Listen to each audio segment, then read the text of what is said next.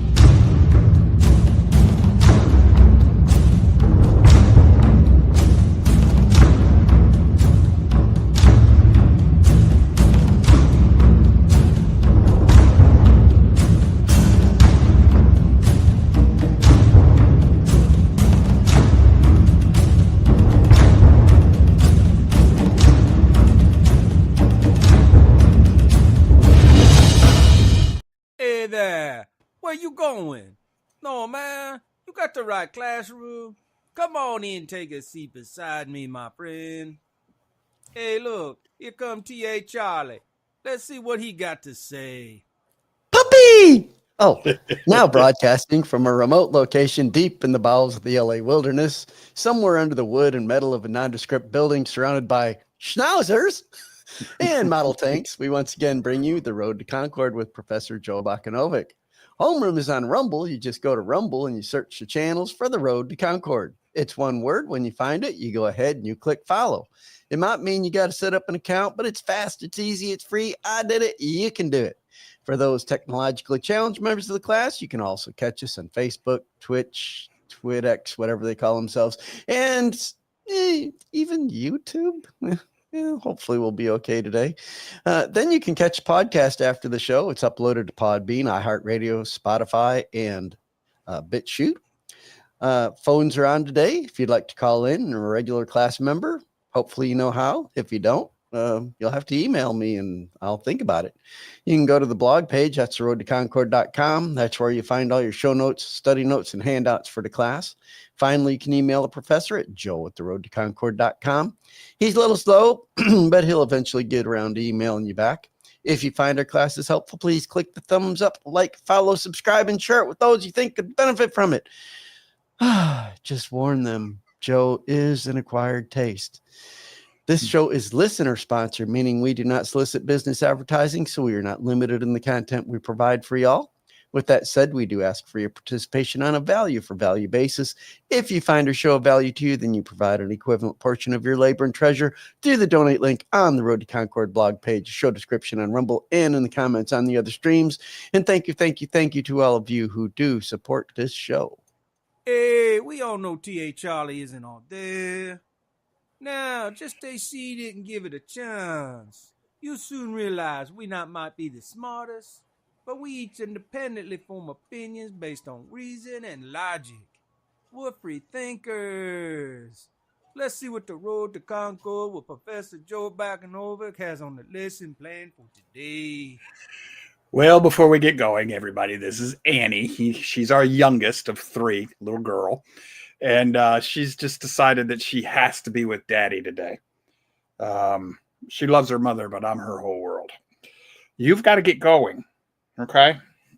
She will sit in my arms all day long if I let her. And if you know anything about miniature schnauzers, that's unusual. Most of the time, they don't want to be picked up and carried. All right, good morning, everybody. It's Founders Friday, Fallacy Friday. We are continuing on our study of the Federalists and Anti-Federalists dealing with the judiciary. I'm not going to take a lot of time setting this up. Last week, I just want to get right into it. Last week, we were dealing with some of Hamilton's Federalist Papers about the judiciary. Today, we're going to deal with Brutus, one of the Anti-Federalists. These are the two books. It's fairly long. The Federalists, the Anti-Federalists. The Anti-Federalists were correct. And if it hadn't been for them, you would not have the Bill of Rights. And if you did not have the Bill of Rights, you would be under an open tyranny by now. We are there already. Well, you just don't recognize it for what it is because it's a gilded cage. But we'll get to that. I want to get right into today's lesson because I have some editorial and commentary I want to make at the end of the show in the second hour. I want to address the courts and some of what's going on and show you how the courts have done exactly what Brutus told us what they were going to do. And then I want to address another show host that you might want to consider watching. And I'll explain why. But he was talking about something dealing with President Trump the other day. And I think he's dismissed something he should pay more attention to, something that's actually in the news right now. Real quick, take that out of there. I'm working off of this website. This is teachingamericanhistory.org. And I just wanted to show that to you. If you were to go to the Road to Concord, where you get your homework, you just click right there where it says homework, and it'll always take you to your current homework assignment. Down here in reference sites, you'll see a link here to Teaching American History, and it'll take you there. This is also the annotated Constitution. This is the National Archives of the Constitution, Declaration, Bill of Rights, etc., etc. This is a page on logical fallacies, and this is also a page on fallacies. So everything you need to know about the founding of America and logic is right here in the left-hand column, along with some links up here that we're going to look at in just a little bit. So we got that done. I'm going to add this back to the window, and we're going to start talking about the Anti-Federalists. So you see Teaching American History. Here we go. So not all, but the ones that we're dealing with today, Brutus. And there's some of them in your homework. There's Brutus 11 and Brutus 12 parts 1 and 2, Brutus 14 parts 1 and 2, and Brutus 15. We're going to be dealing with Brutus 15 today. They're fairly short. Brutus usually writes 1.5 page little editorials. Brutus is absolutely tight when it comes to his arguments, as opposed to Hamilton. Hamilton was lying. Brutus is, like I was telling Charlie in the pre-show, he's a country music singer of the Anti-Federalists. 3 chords and the truth right between your eyes. His name was John Williams. He was born September 1752. He died on July 22nd, 1806. He's an American physician and a politician from Salem, New York. He was most notable for his service in the United States House of Representatives from 1795 to 1799. He's going to write Brutus 15. This is going to be what I'm going to show you is the introduction in Teaching American History. This is the introduction to Brutus 15. They wrote it from Teaching American History. It says, this essay continues an argument Brutus introduced in Brutus 14, where he maintained, and this is a quote, that the Supreme Court under this Constitution would be exalted above all other power in the government and subject to no control, unquote. Here, Brutus explains this position and discusses the dangers arising from giving the judiciary its power to review and decide on the constitutionality of the actions of the other branches. He points out that 1, there is no power above them that can correct their errors or control their decisions. That's true. 2, they cannot be removed from office or suffer a diminution of their salaries for any error in judgment or want of capacity. Now, folks, want of capacity is the Founding Fathers' way of saying mental defect. So if you are full-blown dementia, Alzheimer's, or you're just insane, he's saying that the Constitution doesn't allow for you to be removed. He'll prove that case later in his editorial. And then the introduction in 3, the power of this court is in many cases superior to that of the legislature. This is Brutus's argument. To prove the last point, Brutus says that the Supreme Court, this is a quote, have a right, independent of the legislature, to give a construction of the Constitution and every part of it, and there is no power provided in the system to correct their construction or do it away. Brutus warns, men placed in this situation will generally soon feel themselves independent of heaven itself. He is correct. That's absolute power, and absolute power corrupts absolutely. So the author of this introduction then says, some of Brutus's claims seem far-fetched. For example, that the framers designed the judiciary to advance a project to, quote, to abolish entirely the state government and to melt down the states into one entire government. At this point, I wish to interrupt the author of this introduction to bring to you a quote from Alexander Hamilton, his only speech at the Constitutional Convention, as recorded by James Madison, who was keeping the notes of the Constitutional Convention. I've showed them to you before. Right here. That's the notes. So Madison quoted this. This is Hamilton's words, or these are his words in the convention. Quote, all the passions then we see of avarice, ambition, interest, which govern most individuals, and all public bodies, fall into the current of the states and do not flow in the stream of the general government. What does he say? Well, all of the passions and avarice and ambitions that'll lead people into astray and into things that they shouldn't be doing, that flows in the current of the states. That's only in state government. It doesn't flow in the stream of federal government. Federal government is above this. They're going to be immune to that. And notice he says these things govern most people. Well, I want to take you to the blog page, Road to Concord. I want to go up here to original intent. Right there. Christian foundation, down to the bottom. In the founder's words, the essential role of religion in the public and civic life. I'm going to open that page, and it's being a little slow today. The founder's words, the essential role of religion in the public life. And this is a quote down here I want to read by John Adams in an address to the United States military, October 11th, 1798. We have no government armed with power capable of contending with human passions unbridled by morality and religion. Avarice, ambition, revenge, or gallantry would break the strongest cords of our Constitution as a whale goes through a net. Our Constitution was made only for a moral and religious people. It is wholly inadequate to the government of any other. So what is Adams telling us? He's telling us that these failings of humanity, the human passions, unbridled.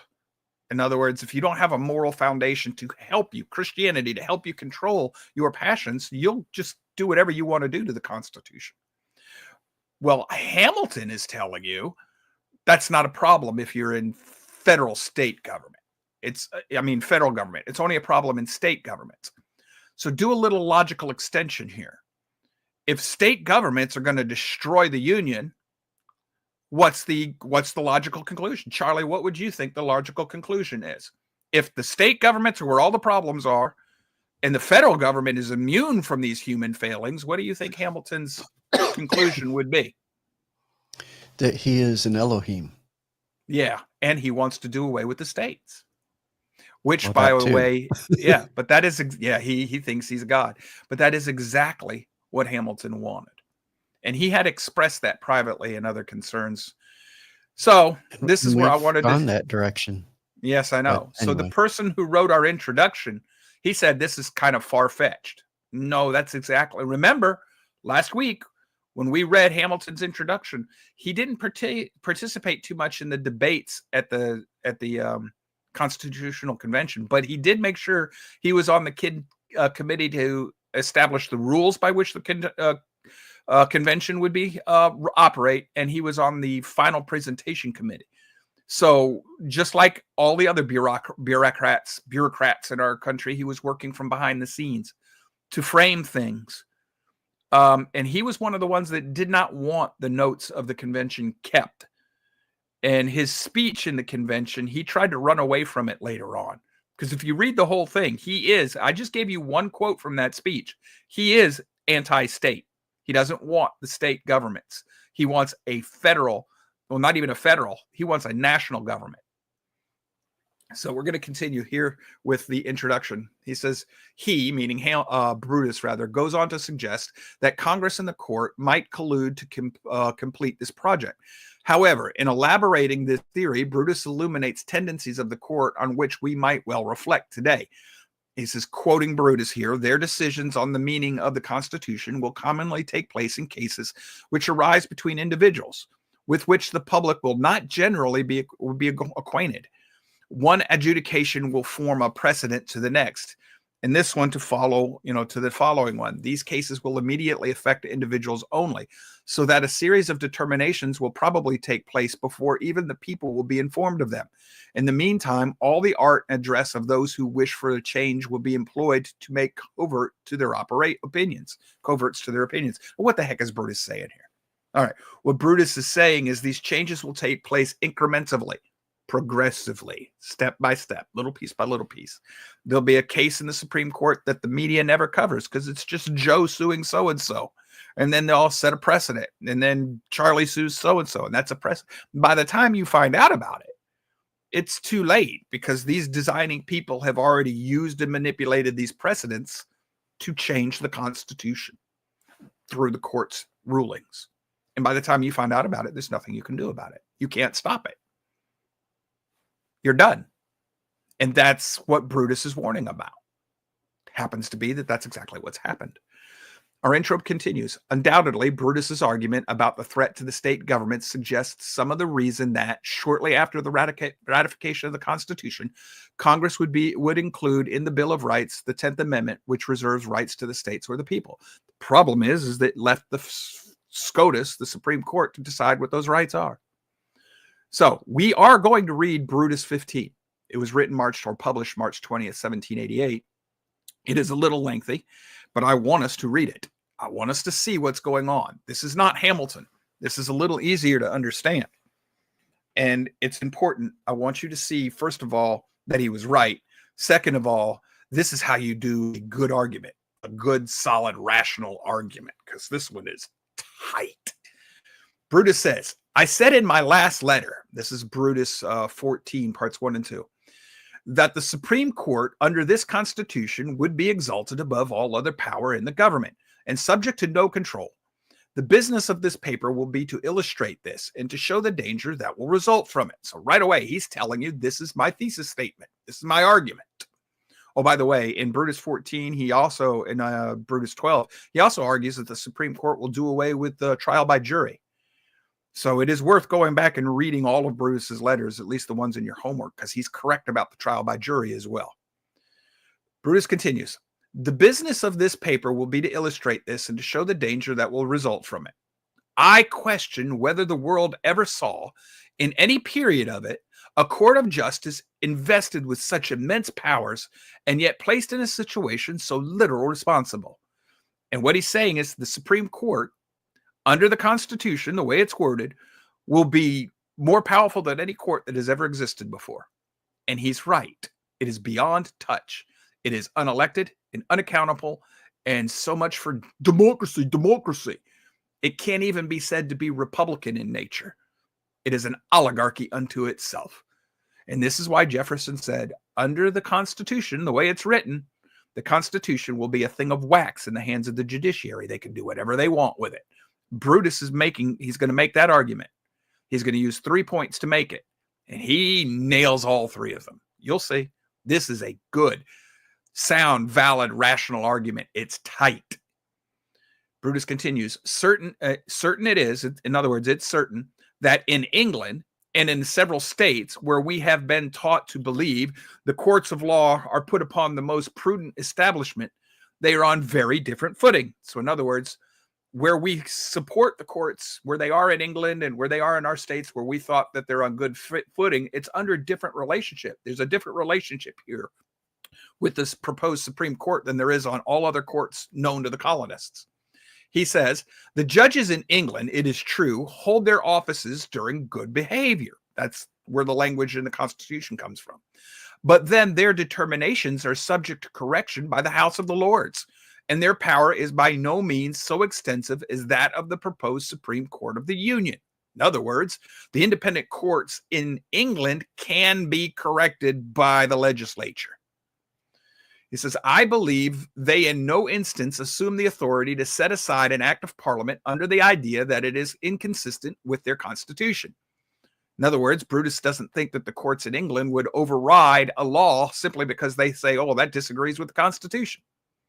Brutus says the courts consider themselves bound to decide according to the existing laws of the land and never undertake to control them by adjudging that they are inconsistent with the Constitution. Much less are they vested with the power of giving an equitable construction to the Constitution. Okay, I want to translate here. What Brutus is saying is that, yeah, we're mimicking in our language in the Constitution, we're mimicking the English courts. But the English courts would never think that they can take a law and change it because they say, well, that law is not constitutional. And then they just do away with it or change it or control the legislature. What did we see Chief Justice Roberts in the Supreme Court do with Obamacare? They did exactly what Brutus is warning about. They said, well, that's unconstitutional. And then they rewrote it.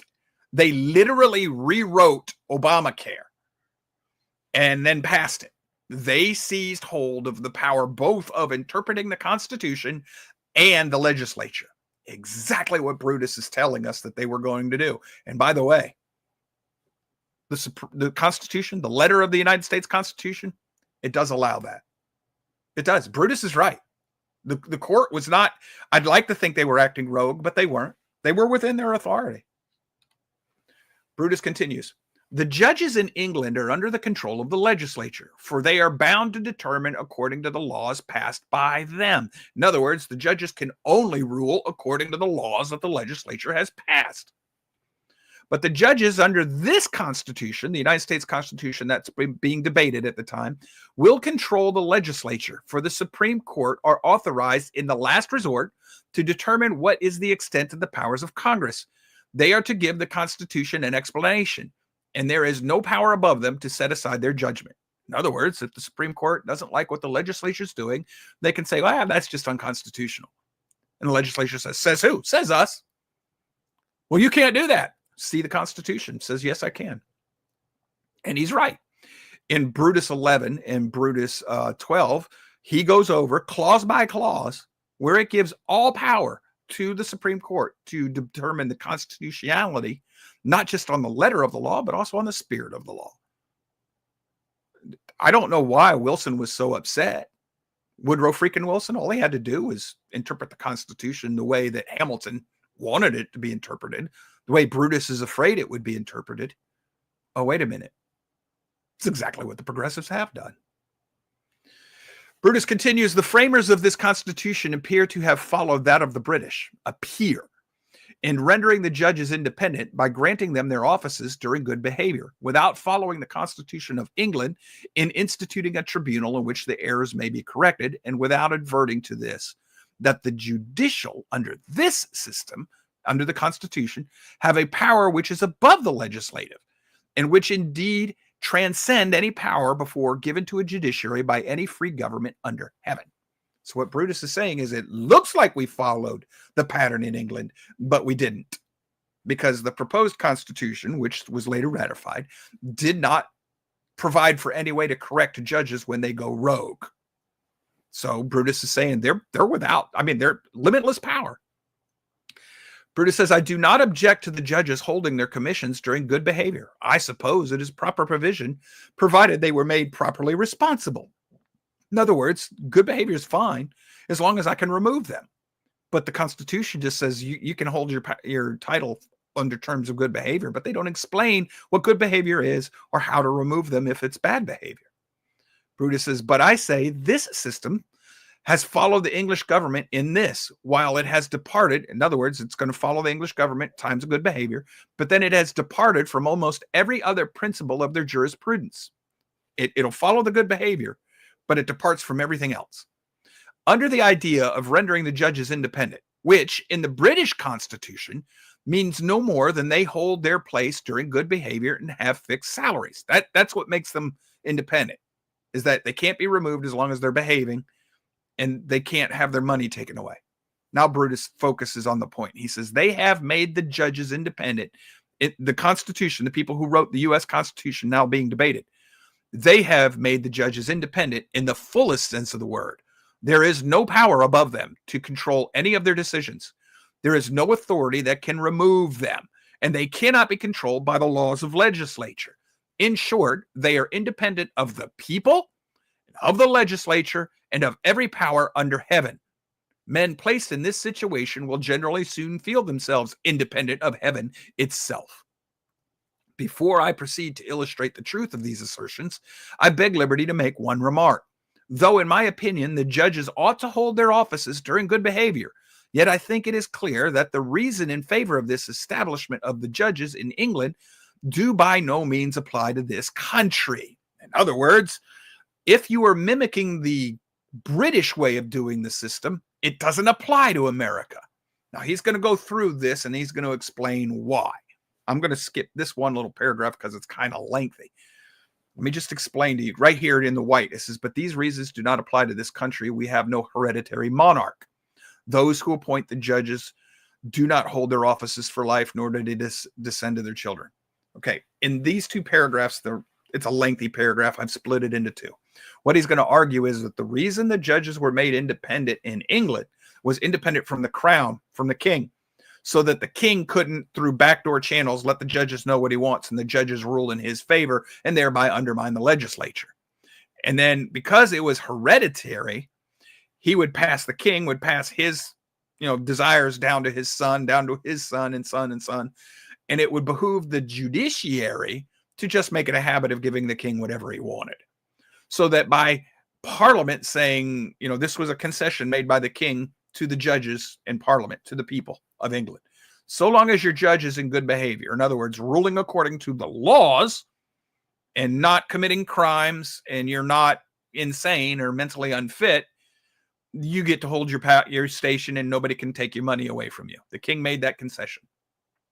That's what makes them independent. But if they start acting poorly, or if they break the laws, or they're making bad rulings that go against the laws of the nation, of Parliament, the Parliament can remove that judge. They don't have to remove the whole district. They can just remove the judge. And they don't have to impeach him. They just have a general vote, majority vote, judge is gone. That's what makes them independent. But Brutus is pointing out, in the system of government proposed in the U.S. Constitution, this is not necessary. Now he picks up his explanation. He says, the same arguments, therefore, which will conclude in favor of the tenor of the judges' offices for good behavior, lose a considerable part of the weight when applied to the state and condition of America. But much less can it be shown that the nature of our government requires that the courts should be placed beyond all account more independent, so much so as to be above control. What is he saying here? Because it sounds confusing. To me, this is crystal clear. What he's telling you is that our system of government under the Constitution they were debating doesn't need the judges to be this independent of all control. They need to have a check and balance on them. So why don't you, he's basically saying, why don't you let the legislature have the ultimate final appeal on what is and isn't constitutional?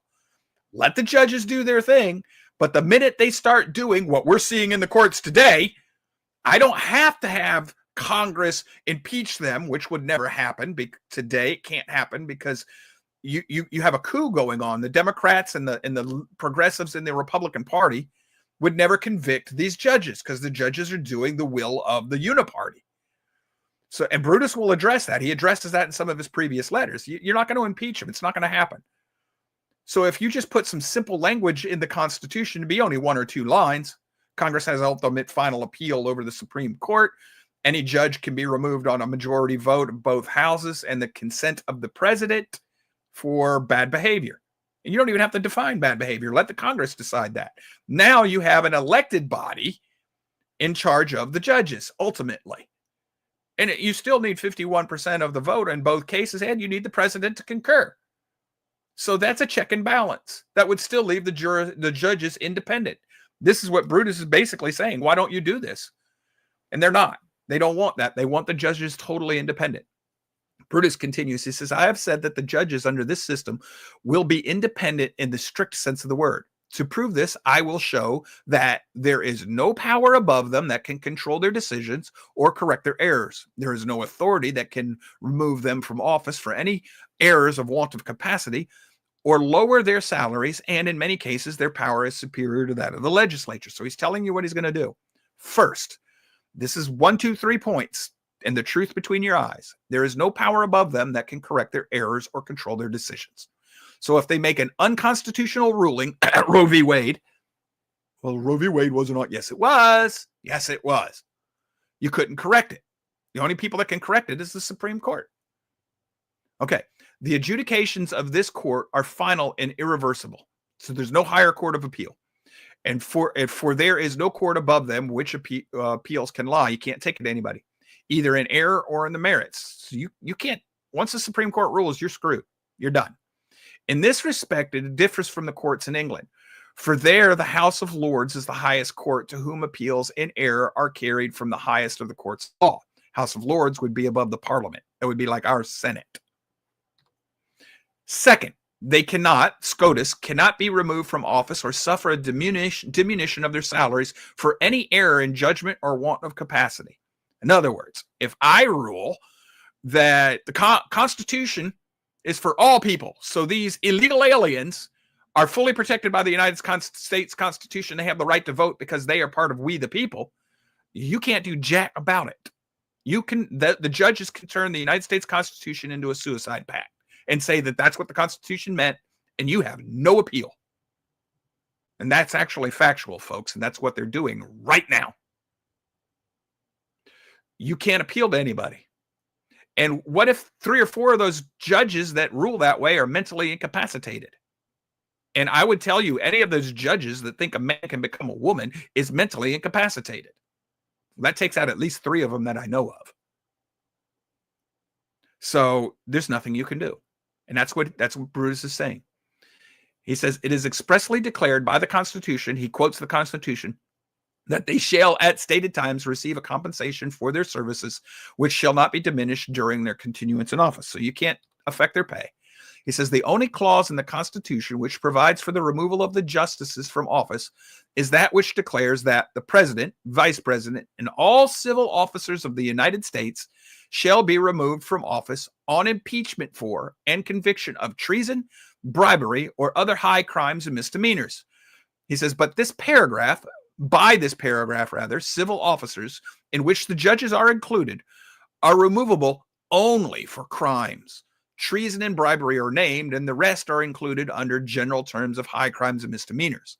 Errors in judgment or want of capacity to discharge the duties of office can never be supposed to be included in these words, high crimes and misdemeanors. So in other words, if I make a mistake in understanding the Constitution, whether deliberate or a mistake, or if I am mentally incapacitated for any reason, there's nothing in the Constitution that provides for the removal of those judges or the correction of their rulings.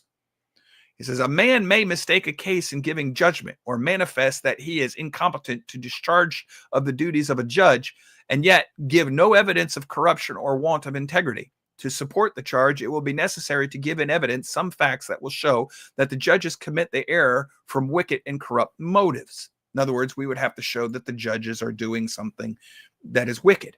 Now, if you'll remember from last week, I don't know if you remember this, but Hamilton said, hey, we can't remove these judges for anything, not even insanity, because we have no science that can determine whether or not they're insane. And if I allow you to remove a judge for insanity, it'll become a political weapon that the opposition party always declares the judges are insane so that they can remove them. Hamilton doesn't want these judges removed for any reason whatsoever because they're gods, remember? The crimes of avarice and passion, the corruption of men is impossible at this level. That's what Hamilton said. His words, not mine. His words. That's a logical extension of the quote I read you from the Constitutional Convention speech Hamilton gave and Madison wrote down. And it's consistent with his arguments in the Federalist Papers. This is why the Anti-Federalists are going bat crap crazy at this point in time. Brutus now says, the third point. 1, 2, 3, 3 chords and the truth right between your eyes. He says, the power of the court is in many cases superior to that of the legislature. I have showed in a former paper that this court will be authorized to decide upon the meaning of the Constitution, and that not only according to the natural and obvious meaning of the words, but also according to the spirit and intention of it. So if it says shall not be infringed, well, hey, that just means no unreasonable rules against keeping arms in your house. And unreasonable means you shouldn't, I can let you have a shotgun with 5 freaking permits, each one costing you $1 million, and you got to pay a $2 million a year license. See, that's all reasonable. In other words, we can do away with your constitutional rights because we had some bad Brutus last night, hiccup the dream, or because we're progressives and we want to rule on high. And there's nothing you can do about it because I've reinterpreted the letter of the law according to the quote unquote spirit of the law. No, these are my words. I'm being snarky, but this is what Brutus is pointing out. And Brutus is absolutely dead on 100%. You cannot argue with him. Correct. You can't argue with him because it's in the Constitution, in the plain letter of the language, and because that is exactly what Hamilton was arguing the Constitution means. We read Hamilton last week for that reason. Brutus continues, in the exercise of this power, they will not be subordinate to, but above the legislature. For all the departments of government will receive their powers so far as they are expressed in the Constitution from the people immediately, in other words, from you and I, who are the source of their power. The legislature can only exercise such powers as are given them by the Constitution.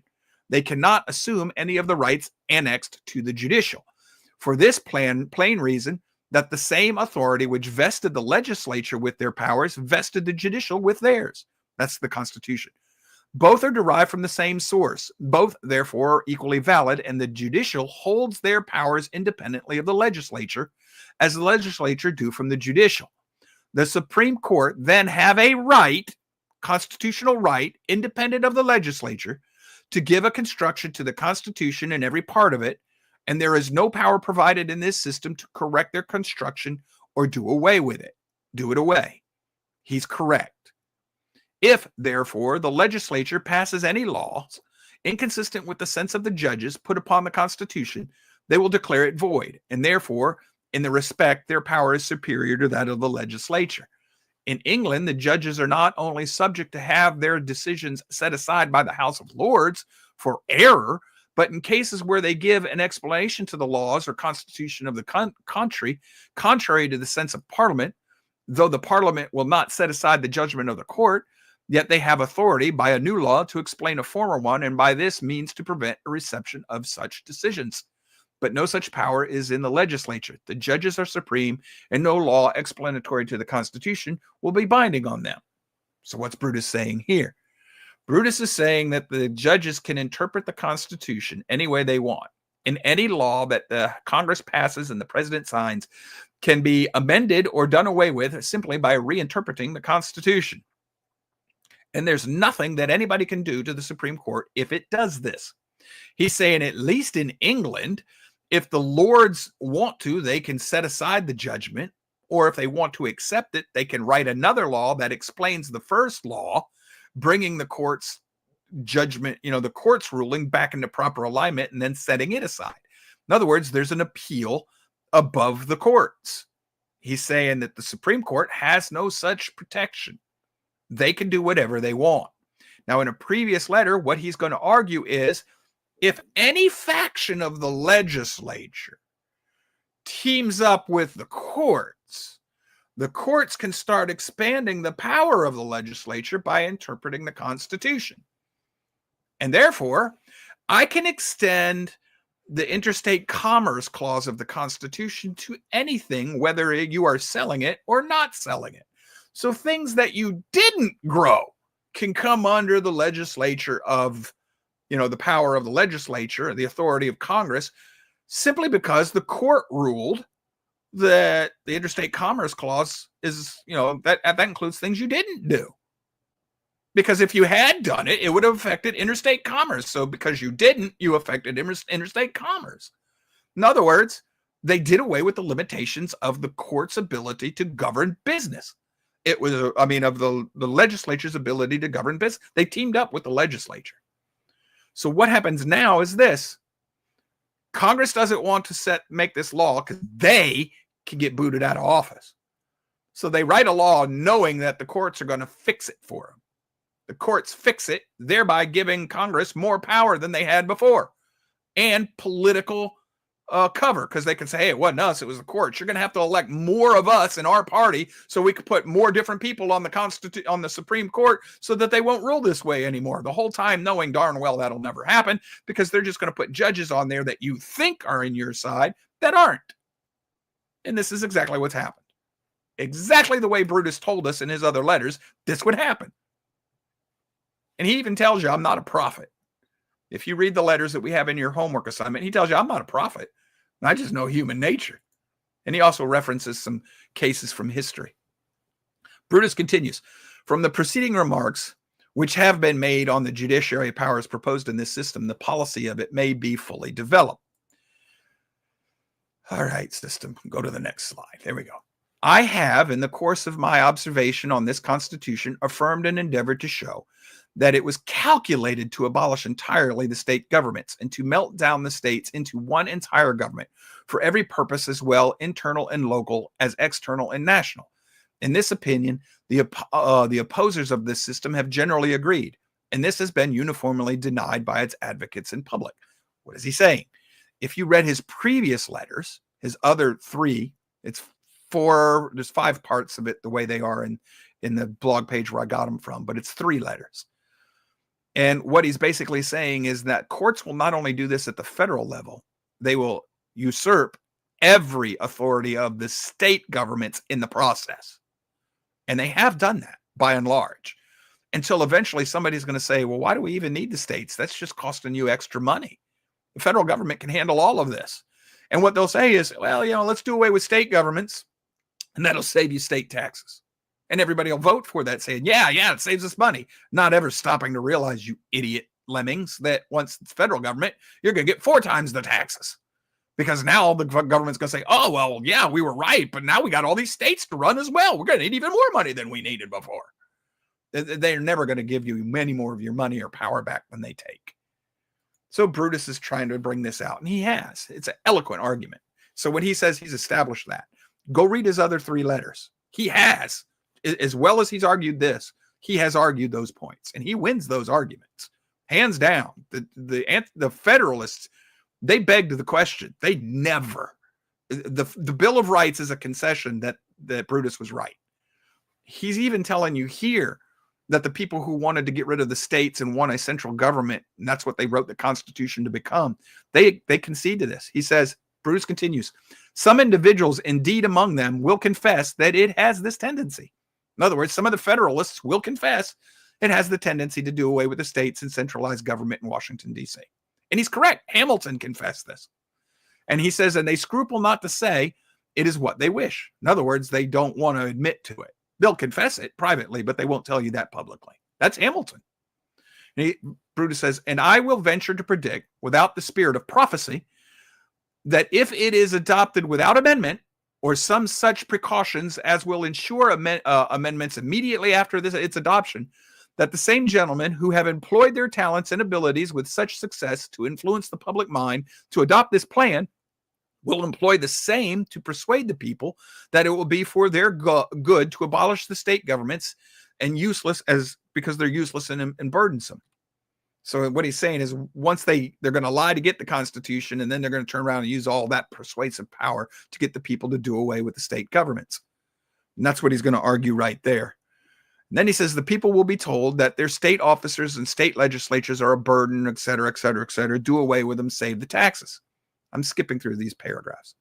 In this situation, the general legislature might pass one law after another, extending the general and abridging the state jurisdictions, and to sanction their proceedings would have a course of decisions of the judicial to whom the Constitution has committed the power of explaining the Constitution. If the states remonstrate, the constitutional mode of deciding upon the validity of the law is with the Supreme Court, and neither people nor state legislature nor the general legislatures can be removed or reverse their decrees. In other words, if SCOTUS finally rules that, hey, the federal government has control over all these things, the state has no appeal because there's no appeal to SCOTUS.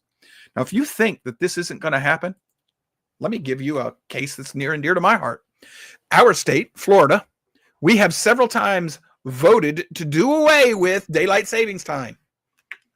And the federal government has to give us permission to do it, and they refuse to do so. Where? It's interstate commerce. Really? That's got nothing to do with interstate commerce. It really doesn't. It's got nothing to do with it. But according to Supreme Court rulings in the past, they can contort that reasoning to stop this state from passing laws that would benefit the people of the state of Florida. The things that the people of the state of Florida want. We have twice, I think, voted for this. And twice the federal government has said no. Why?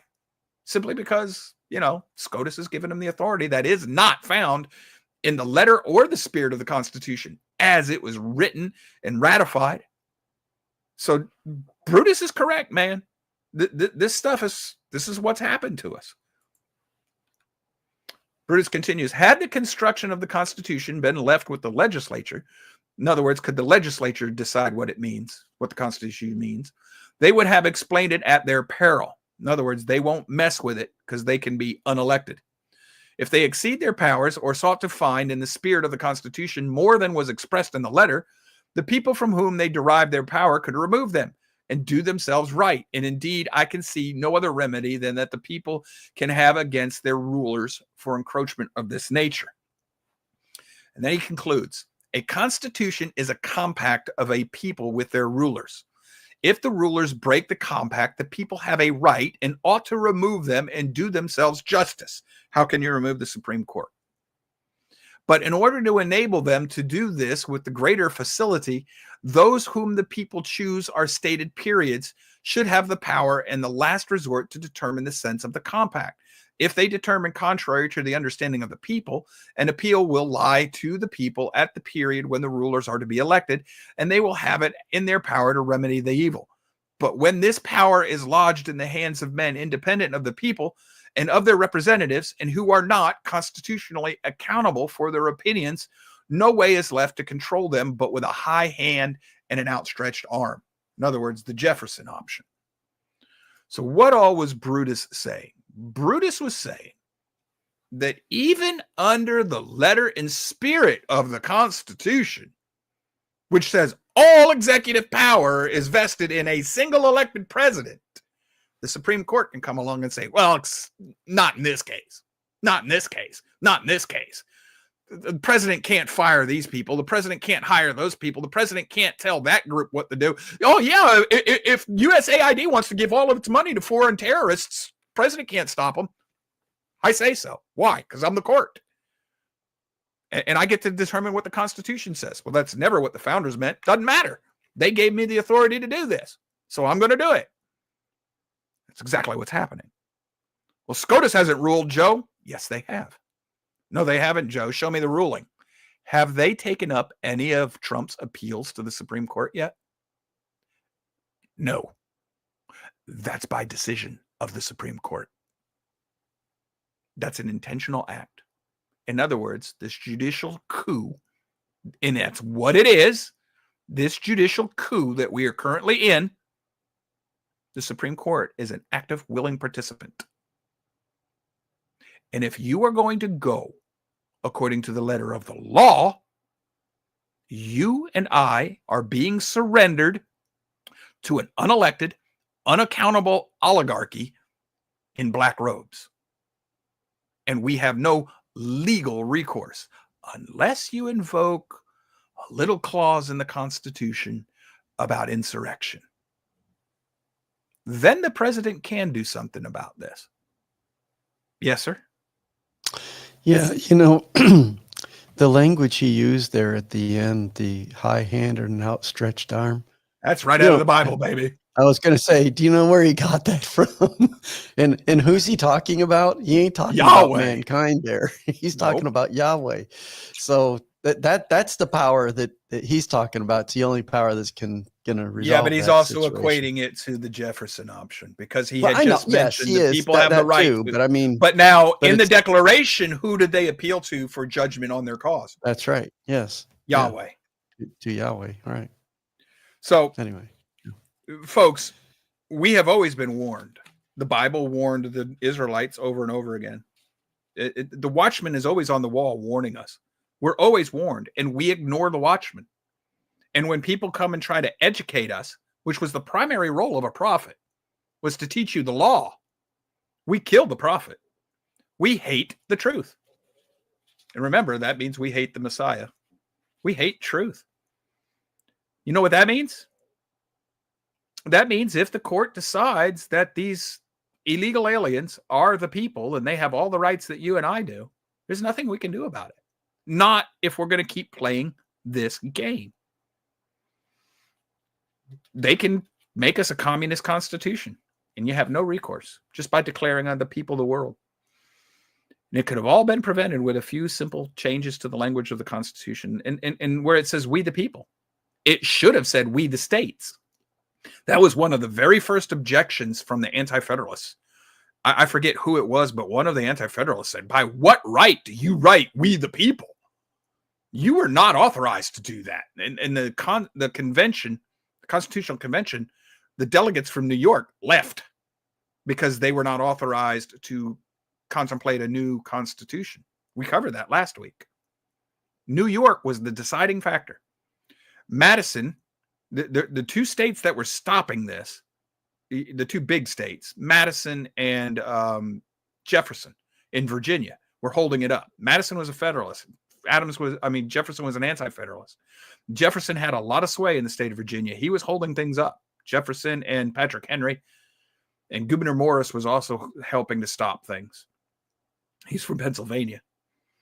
But they eventually got Jefferson on Madison's side, and they put Virginia down. And the last state to concede to the Constitution was New York. And that was Hamilton. He and his people had a lot to do with this. So if we had just put that in there, "we the states," and then the judges can accept in bad behavior or decisions contradictory to the letter and spirit of the law of the Constitution as ratified, in which case, ultimate appeal for judicial rulings or retaining of a judge is referred back to a simple majority vote of the Senate and approval of the president, none of this would have happened. Because when it says "we the states," that mandates a federal government, not a national government. And then when you tell everybody that, hey, as long as the judges are in good behavior, and if they're in bad behavior, then the Senate can vote, 51 to 49 and it's done. Or 50-50 in the VP. And the president concurs, judge is out. That would have handled all of that. But we didn't do that. And now we've got, if you'll go to your homework, The Road to Concord, you go to the homepage, I have a story up here at the very top. It says, "When will we call this what it is? This judicial insurrection is treason." And this, I think, is one of the best posts I've written making this case.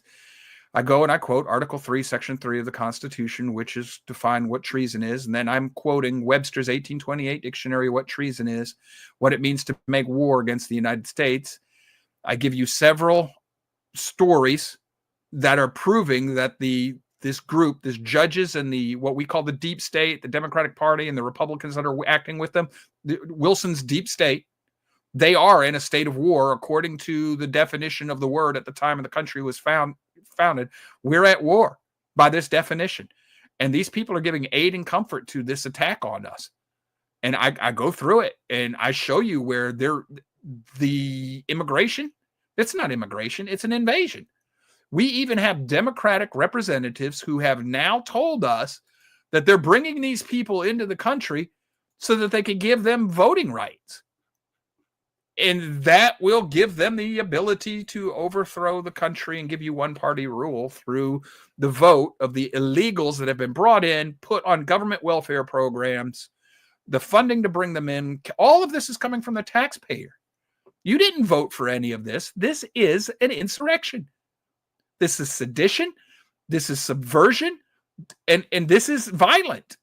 We have cops being killed because of these people, the words these people. We have these people telling us to assassinate ICE, assassinate judges, assassinate CEOs.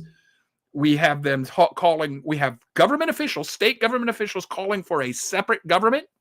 That's basically saying deep state stand up from within the federal government. This is everything that's covered in the Constitution. The President of the United States can, and in my opinion, should declare ourselves to be in a state of insurrection and declare martial law, suspend your rights, and start dealing with these people. Yes, the way they're doing this, it is a crime organization. It's a crime syndicate. I'll get to the comment in just a moment. Please leave it up there. But you cannot use RICO against this anymore. Not now that they've reverted to violence. It will not work. You're not going to be able to make legal case, even using RICO, of all of these people.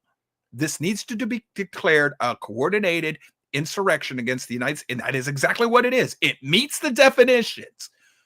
President Trump should hold on to that quote there that's on the board. I'll get to it. That President Trump should have done this in his last term when Antifa and BLM were setting fire and calling for the overthrow of the United States. That was funded by the Democratic Party and the American left, which includes the Republicans. It's a uniparty. They are one party, folks. It's funded by them. That makes this an insurrection. The illegals invading, that's their army, Antifa and BLM. This is their army. This meets the definition of an insurrection. And unless President Trump does this, he will go down in history as the worst president we've ever had. He will exceed Lincoln and Woodrow freaking Wilson. Got a comment on the board from Barbara Stratton. If they made it we the states, then we the people would have no recourse against the state or local government. Yes, you would. Yes, you would. Because that's what the Bill of Rights was for. You'd still have the Bill of Rights.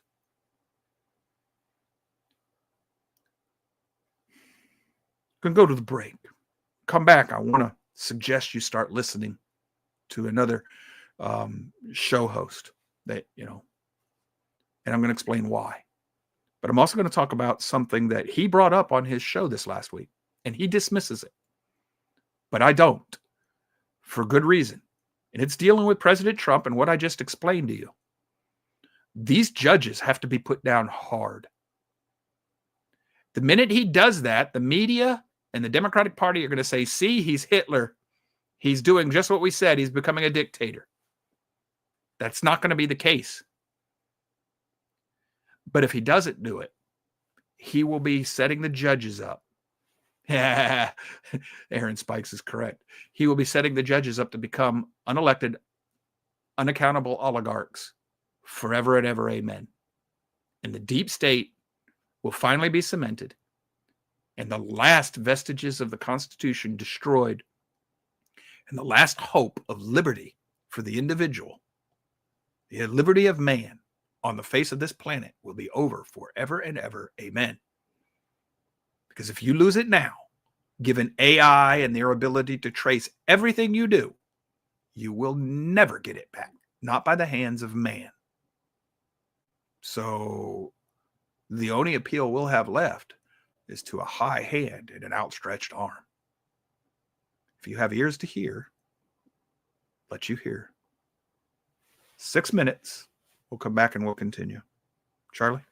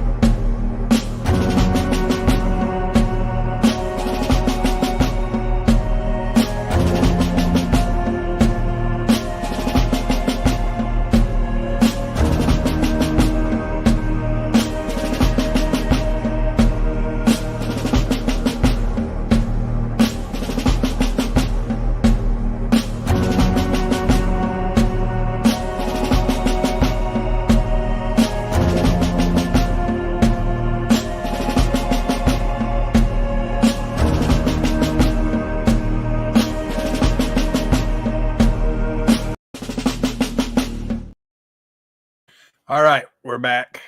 Hopefully everybody can hear me. I've been playing with my computer a little bit. All right. For the break, I told you I wanted to I wanted to give you introduce you to somebody you may or may not have heard of. He's on another talk show, or he has his own talk show. He's on with the Blaze. His name's Steve Deace, and I put a comment in our Rumble section so that you can find it. And I know Natasha's going to send the link to his show up for you. This is on Rumble. This is Steve Deace show. Just Steve Deace, Deace, Steve Deace show. He has a co-host, Todd Starnes, and then he has a producer, Aaron. And Aaron's a younger guy than he is. Steve Deace is very big with the Republican Party, or was anyway, in Iowa. And he has been instrumental in several campaigns against the courts in the state of Iowa.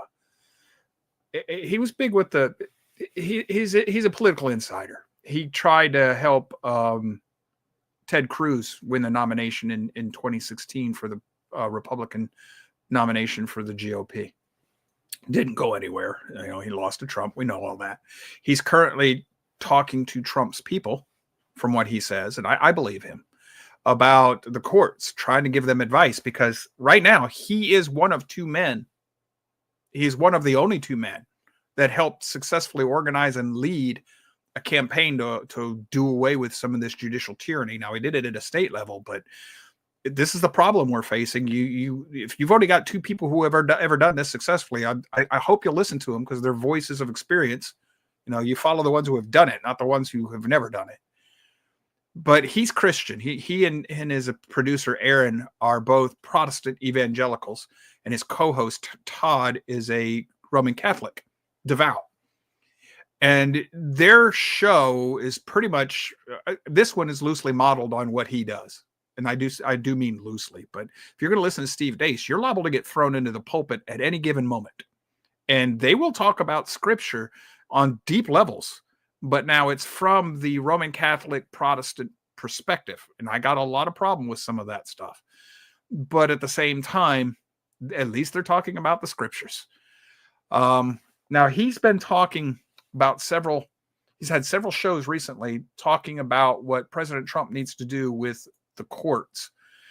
So April 1st, this show, can he make it? And, if Trump does this, it's time to put him on Mount Rushmore. And basically what that is if he can deal with the courts, it's time to put him on Mount Rushmore. And the show before that would be March 27th. Judicial tyranny, Trump should not wait for Johnson to act, for the Speaker of the House. It's basically because the Speaker's not going to act.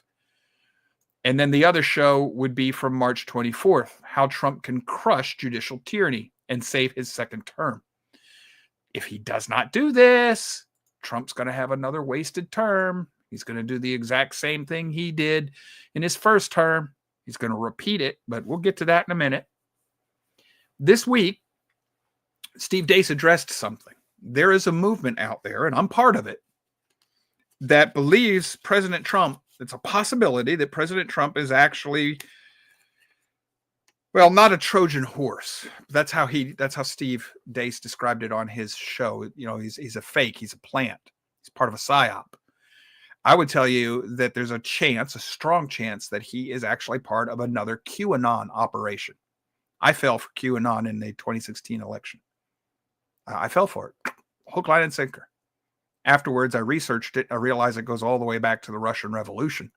It's a tried and true practice to make the patriots think that there are good guys, white hats, that are aware of what's going on, and they're going to step in at the last moment and save us. That's full of garbage. It's not the case. Now, Steve doesn't believe this. Mr. Deace doesn't believe this. He said, how would a man that they've tried to shoot twice, and tried to put in jail, why would he be part of this? Well, unfortunately, there are more believers in the right than the left, and they tend to see the truth a little better. And I've told you for a long time now that the propaganda used on those in the right, the political right, is more sophisticated than the left. It has to be, because the political right can usually see through simple lies. But that doesn't mean that they're immune from deception. So it is entirely possible that the blood you saw on the president's ear was just a gel pack. And it's entirely possible that this was all orchestrated. And that would easily explain why CNN had that show live. It would set up perfect conspiracy theories, and it would get those in the right chasing themselves in circles. Now, I wargame these type of things at a high level. And I'm starting to wonder, Steve Deace doesn't think this is the case. Okay, I got it.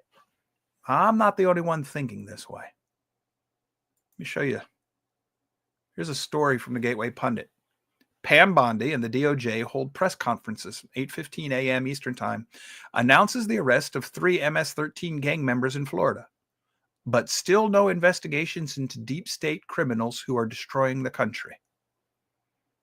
That's a nod to the fact that we have heard, man, we're stopping this amount of corruption. Doge found this, Doge found that. We're saving billions.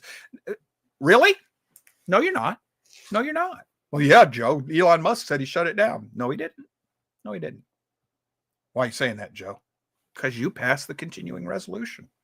You might have stopped it from last year, but then you turned right around and funded it again, gave the money back.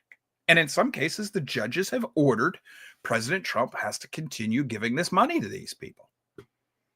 And President Trump hasn't done anything to stop it. He's just, oh, well, there's nothing I can do. The court's told me I got to do it. So he's doing it. Okay. Yeah, and the other problem I have is the way they're doing all this. Yes, it might be great for these 4 years, but as soon as Trump's out of office, the next president, because Congress hasn't codified any of it. Stroke of the pen can undo everything that he's done.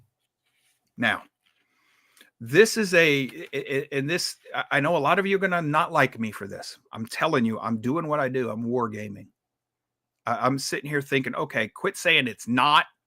Start looking for ways to explain this simply, rationally, coherently. Okay. I know of another example of a man who I now believe, I firmly believe, whether he was consciously aware of what happened to him or not is irrelevant.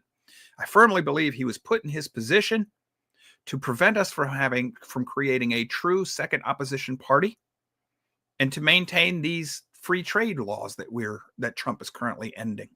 In other words, tariffs for thee, but not for me. This man kept telling us that conservatism, whenever it's expressed properly, wins. But he said that the majority of America was conservative. But whenever we wanted to start a party that would get away from these quote unquote rhinos to give us a true option of people that would do what they said they're going to do, he would tell us, well, no, you can't do that. Even though he told us all the time, never let anybody tell you can't do anything. That's how this guy named Dan ended up with a bake sale.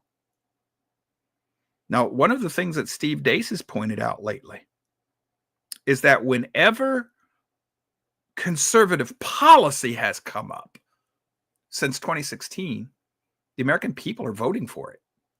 I mean, Wisconsin, we got a liberal judge, but we got by a mandate, a veto-proof mandate. Now you got to have ID to vote in Wisconsin. What's the deal there? Well, whenever a Republican is labeled in the election, they're not doing well unless there's cult of personality connected to it. Right now, the only real ones are Trump and Governor DeSantis. Governor DeSantis is getting away with a few cool things right now. Cult of personality. So what Deace is pointing out, he's not a sociologist, he's a political scientist, but they're very closely aligned and related. And we study. When I was in sociology school, there were going to be as many poli-sci people in my classes as there were sociologists. So he's pointing out that what we're seeing is a cultural change to the right, but not an adoption of the Republican Party. In other words, the Republicans have no clothes. We see them now. So back to this guy who kept telling us, we don't need a new party. He was there just to keep us on the reservation. And one of his big arguments was free trade, free trade, free trade. Tariffs hurt free trade. Really? Really? Back then I fell for that one too. I would parrot that without ever really looking at it. So what's the truth about tariffs? Tariffs are a weapon of foreign policy, and they should belong strictly to the president because it's a matter of foreign policy. But what the tariffs were being used for is we would set full free trade agreements. We can't tax anything that Canada or Mexico sends to us, but we're not going to argue when Canada and Mexico taxes our stuff. What that does is it robs the United States, specifically, it robs the American worker, takes your wealth away from your country. It sends it to these other countries who are waging an economic war with you. And you have people like Rush Limbaugh telling you that, oh, no reciprocal tariffs. No, come on, no. We need free trade. That's not free trade. Free trade is when if you're going to tax me, I tax you. Say, well, Canada doesn't import these things. So you can't tax it if they send it to you. So, Canadian whiskey. So, okay, we can't tax Canadian whiskey because they're not importing Canadian whiskey from the United States. No, but they import alcohol. What you got to do is you got to find, if they're going to import something, if they're going to put a tariff on something that you export that they don't, it's not free trade to say, well, okay, well then we won't tax Canadian whiskey, because they're not taxing our Canadian whiskey. It doesn't work that way. So it's like saying, okay, you know what? No tariff on Japanese cars. The Japanese, they put tariffs on our cars. Europe is really bad about this. It's protectionism. And it's been used to do two things. It's been used to steal our wealth and redistribute it to other countries who are hostile to our concerns. And it's been used to export American manufacturing. It has made this country weaker because we've pursued this free trade. It sounds great to a conservative. And then you got people like Rush explaining it in ways that actually, as soon as I stop to think about it, don't make sense. And you even have Mises and Friedrich Hayek and everybody else telling you that. But what they'll tell you, what Thomas Sowell will tell you, is it has to be reciprocal. If it's only one way, well, then that's not free trade, is it? Say, we're going to have an arms reduction treaty. I'm going to totally disarm. You get to keep all your weapons. See? We're disarming the planet. No, you're not. You're surrendering. Now, President Trump comes along with these tariffs and everybody's telling you, Democrats used to be in favor of tariffs because they understood that it would protect the American worker. And the Democrat used to claim to be for the American worker. Not anymore. So Trump comes along and he wants to do this. And this is one of the reasons that I'm still holding out hope that he is what he pretends to be, or at least what he's seeming to be. I know a lot of people, biblical reference, he's a Cyrus. Let's hope he's not King Saul. So Trump is doing some things that are helping, but I'm wondering, is it bread and circuses? Because if he does the tariffs, we're already seeing positive signs in the economy here in our country, if you're looking. And that's quick, man. If for him to have that effect in 3 months, that's fast.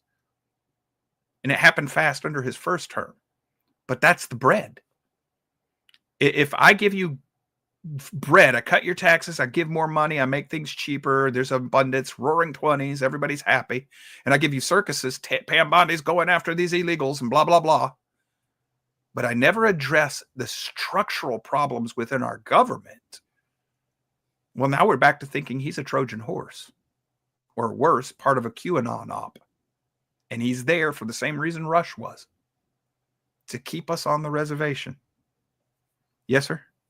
But Joe, my retirement accounts are down 10, 15% because of these tariffs. And you're telling me that it's all wonderful? Give it time.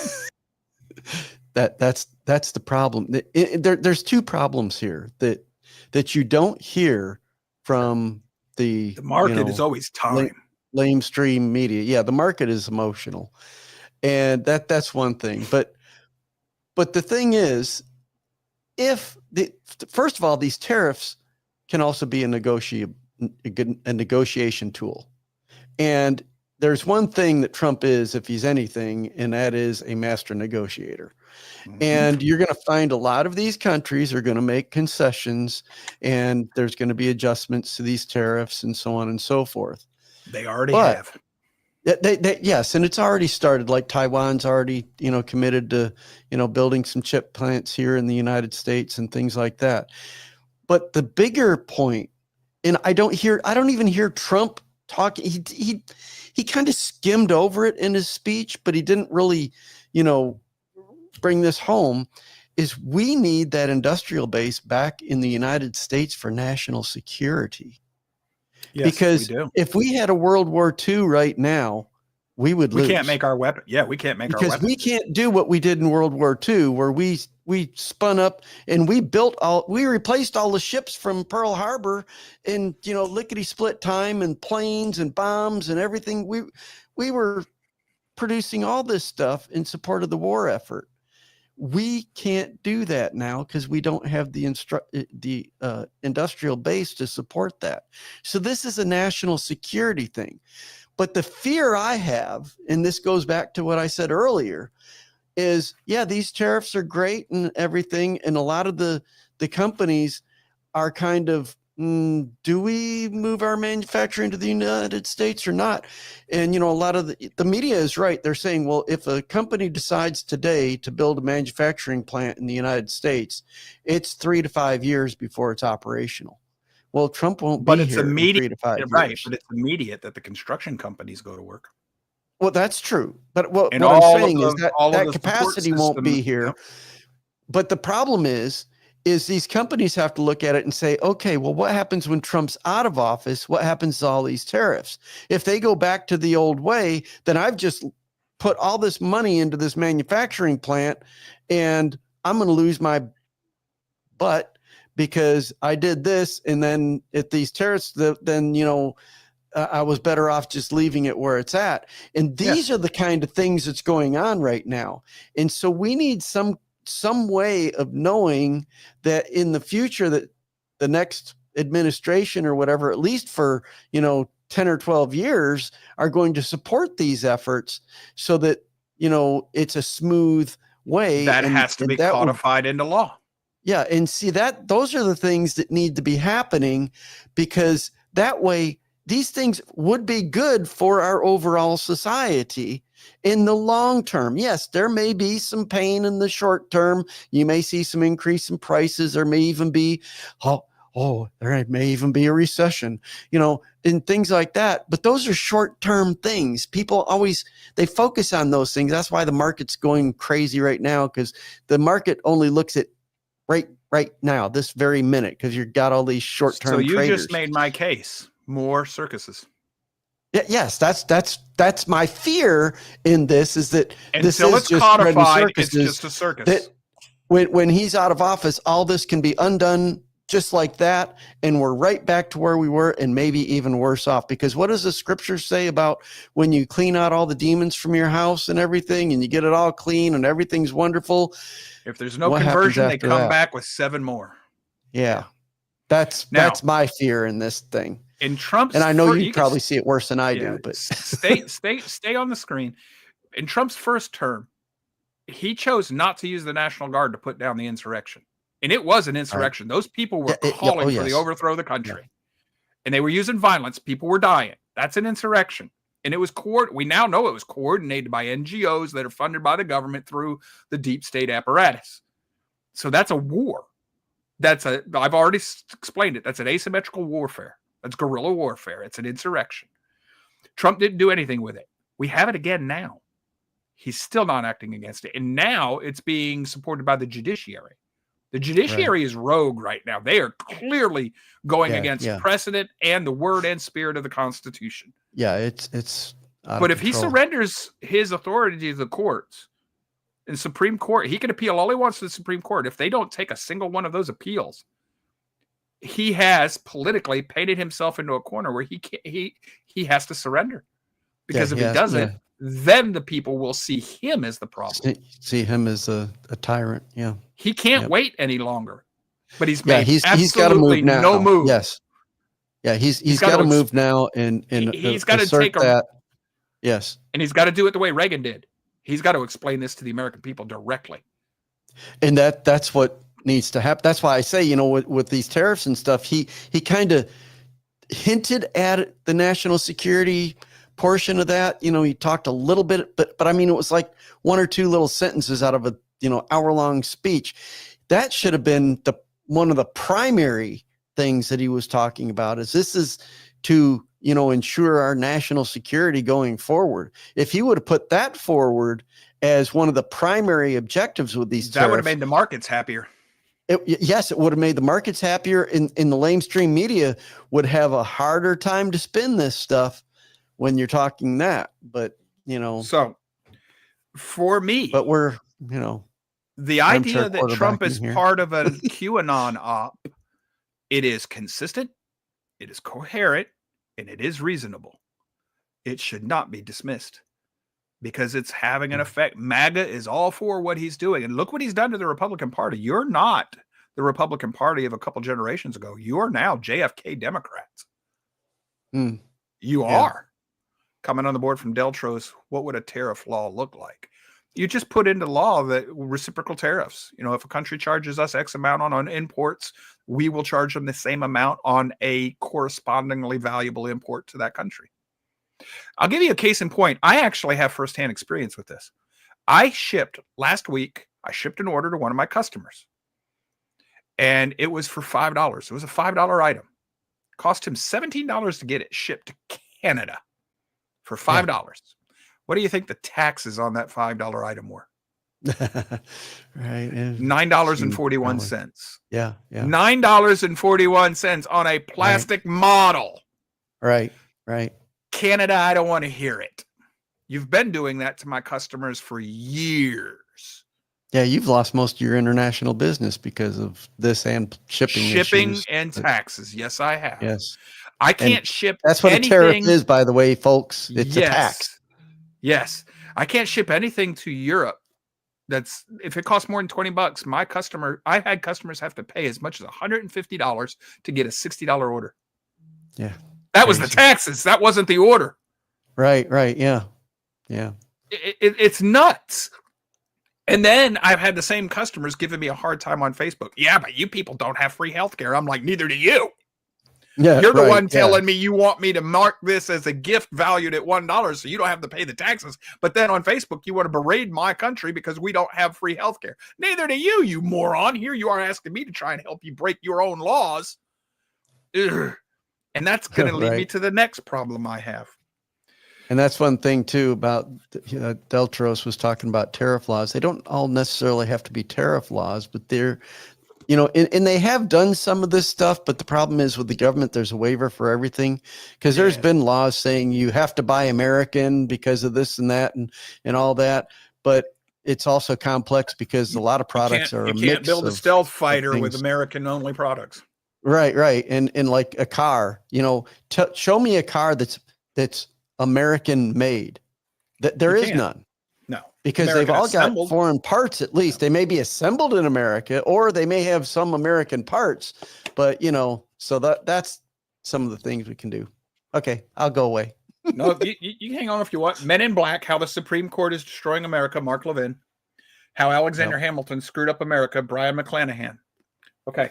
They both are explaining, and then you got to do the real Abe Lincoln or whatever. You put them in there. That'll explain all this to you. But here's one of the problems we have. Even these men here writing these books, they're pointing to the ice cream flavors. This is what I have tried hard my whole life to anybody that wants to listen to me. You have to have a principled life. Principle first. Now, most of the founding fathers understood this. In other words, the principle. And I've explained this to you before. The reason I can sort, and Charlie, the reason I want you to stay here, you've seen me do this. Somebody throws me a moral dilemma. How quickly do I usually sort out the answer? Oh, lightning quick.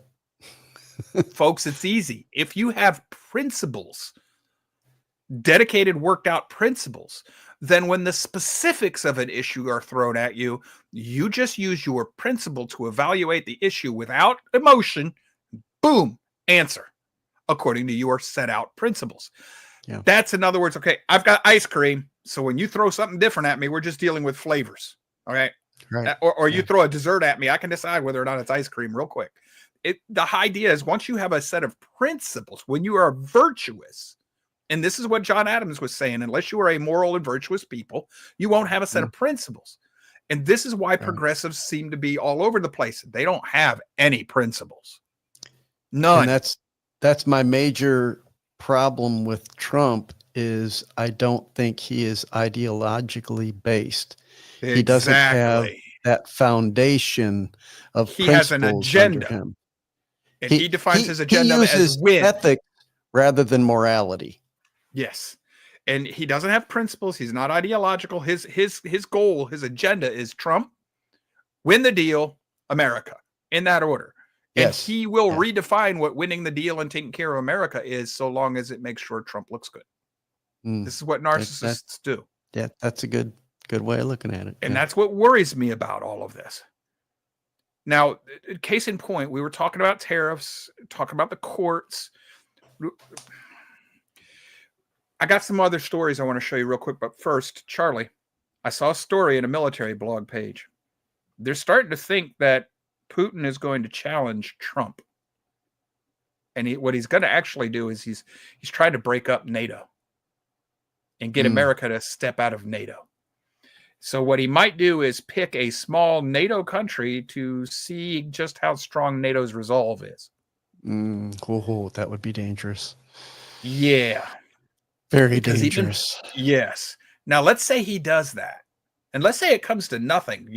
For at least a week, we're going to have all sorts of crap going on over there. Oh, yeah. Yeah, it'll be. Even if no fires exchanged, we're going to have a mess, a poop storm. What happens if 2 to 3 days into that poop storm, China decides it's time to take Taiwan? Oh my God! Oh, yeah. We can no longer fight a two-front war. Yeah, then North Korea decides, oh, well, gee, China's doing that. Gee, good time for me to jump into South Korea. Oh then what boy, that would open a, show and so fast that. And we think we're so strong and mighty. We could not do that. That's a 3-front war right there. There's we can't no fight a 2-front way. war anymore. We can't even fight a 2-front. That's what I was just going to say. We can't even fight a 2-front war right now. If we lose Taiwan, all our fancy golly gee whiz weapons are gone. Yeah, exactly. Yeah, because all the chips we use come from there. Yeah, going back to our conversation just a few minutes ago, we don't have the industrial base to support this stuff. And everybody who poo-pooed total the rare disaster. It would make earth minerals, World War II look like a walk in the park. Well, no, it would actually fulfill the prophecies in Zechariah, because if we can't use our conventional G-Whiz missiles, what are we left with? Yeah, exactly. Yes. Nukes. Yes. Oh, yeah. That's yeah. We'd have no choice. The hawks in our country will win that debate with Trump, because MAGA will even demand Trump defend this country, even if it means we nuke somebody, because we can't lose. Oh, God, heaven forbid. Oh, no. That's the same. I've been wargaming this, and then wargaming this, and wargaming this. I see one way out, and Trump is not the man. He's not the man. Not in that situation. The only man I see on the national scene in the United States that could get us out of this, you guys didn't want, Republicans. That would be DeSantis. And I'm not saying he's perfect, but he is ideological. And he has confined himself to the law. Yes. Yeah, And he understands the politics as well. And man, if you think that Trump's the only one that will put down the press, you haven't listened to DeSantis very often. And that's one question you were talking about this earlier, and just something that I was thinking about. You were talking about DeSantis and Florida with this time change thing. Why doesn't DeSantis just do it? Is there some kind of funding or something that's tied to this? I know you mentioned the interstate commerce thing, but we're a state, we're a sovereign state, and DeSantis pushes back a lot on states' rights. No, you're not. So we're supposed to be a sovereign state, but we're not. Yeah, but that's what I'm saying. In a lot of ways, DeSantis is exercising his authority as a sovereign state against a lot of these, federal things. I don't know why he doesn't push back on that. There must be some kind of big time funding or something that's tied to that that's preventing this. And that's something I just haven't looked into, I guess.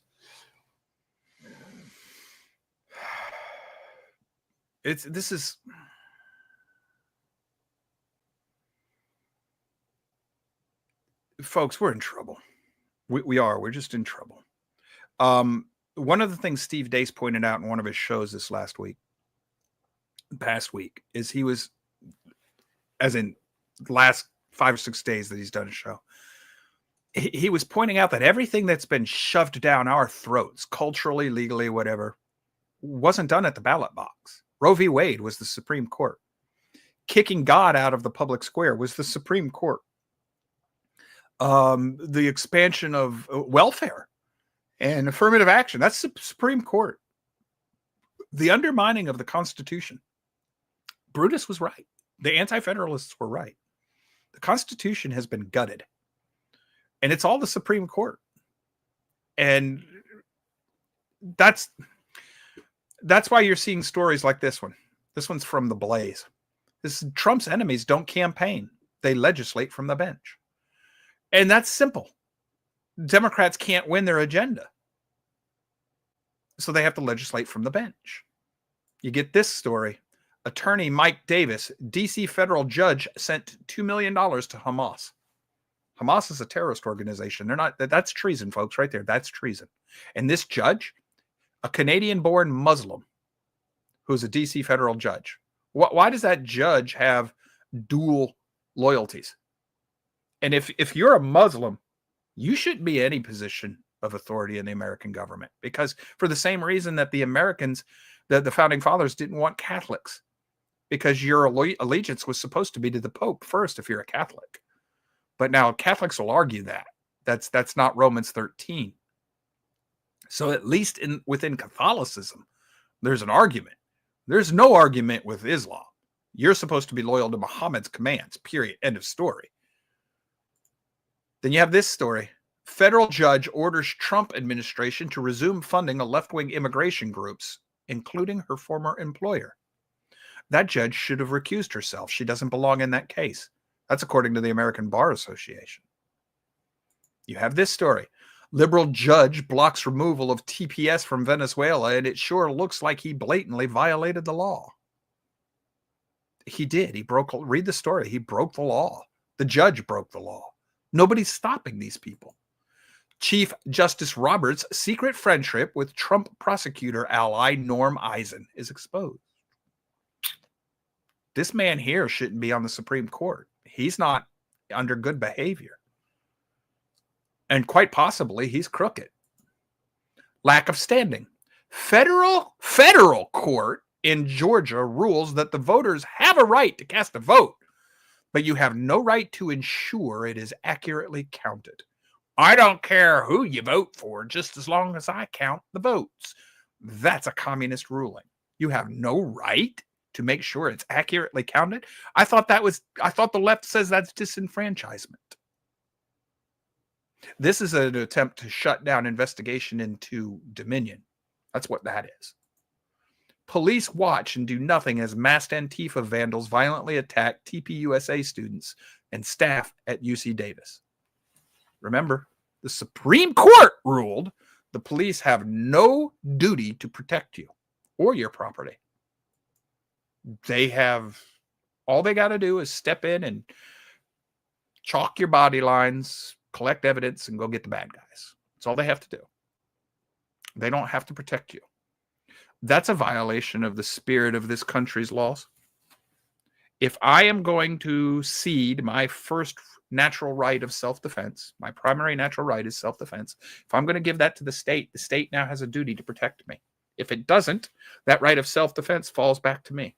But if I defend myself, the state will now put me in jail for self-defense and call my attacker the victim. Isaiah 5:20-21. And this is all being permitted. Now I'm going to tell you why I'm pessimistic. I can't find quote-unquote Christians who can agree on the simplest of doctrinal truths anymore. It's going to be a part of my sermon tomorrow at my congregation. Remember John Adams said that the founding, what allowed our founding fathers to do what they did was that they rallied around the basic tenets of Christianity.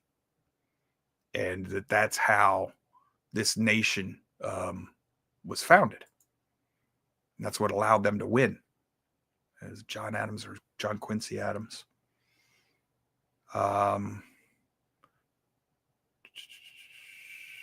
Yeah, it's John Adams. They also said that the highest glory, John Quincy Adams said the highest glory of the American Revolution was this: it connected in one indissoluble bond the principles of civil government with the principles of Christianity. The United States of America were no longer colonies, they were independent nations of Christians. That's John Quincy Adams, President of the United States, is quote in a speech July 4th, 1821, from the pulpit of the American Revolution by John Wingate Thornton, 1860. America's God and Country, William Federer, page 18. We've lost our founding, we've lost our ways, and we can't agree on the simplest of things. So how are you going to agree on what anything means?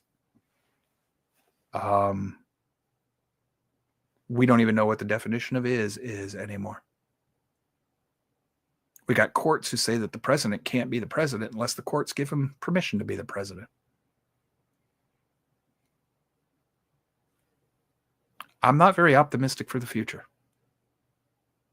It's not because I'm pessimistic at heart. I'm not. If I weren't an optimist, oh my God, the apathy and the depression I'd be in. I don't know why I do these shows anymore. I mean, I do and I don't. Don't get me wrong. I'm not staring at navel fuzz here.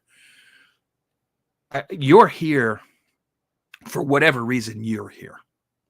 You must be getting something from this show and what were our efforts here. I do Fridays now specifically so I can talk to you about ideology, history, principles, logic, reason, things like this. I connect them to the scriptures. We are in a war. It's a spiritual war. And the undermining of the liberty of man is a steady, progressive cancer.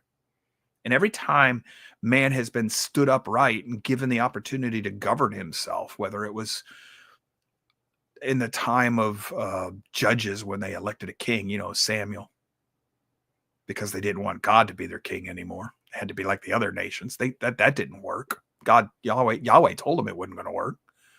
They didn't want Yahweh to be their king. Then eventually Samuel turned corrupt, and they didn't even, David got his power. He was a man after Yahweh's own heart. And what did he do? He became a murderous adulterer. Solomon, wisest, became corrupt. All right, Saul, sorry. Thank you. Don't diss my man Samuel now. Yeah. It's me and names with S's, man. I'm sorry. Hey, Ray Comfort, number 7. Now, if we give Samuel and Saul numbers, I guarantee you I'll remember them after that. So, then if you don't know what I'm talking about, I'm bad with names. I can't remember names. So, gosh, a year ago, we gave that Christian evangelist, Ray, calls himself Ray Comfort, we gave him a number because I could never remember his name. And now, if I can get a second witness from Mr. Spikes there, I remember his name now that I gave him a number, 7. I've never forgotten his number 7. And once I remember 7, I can find Ray Comfort in my brain here.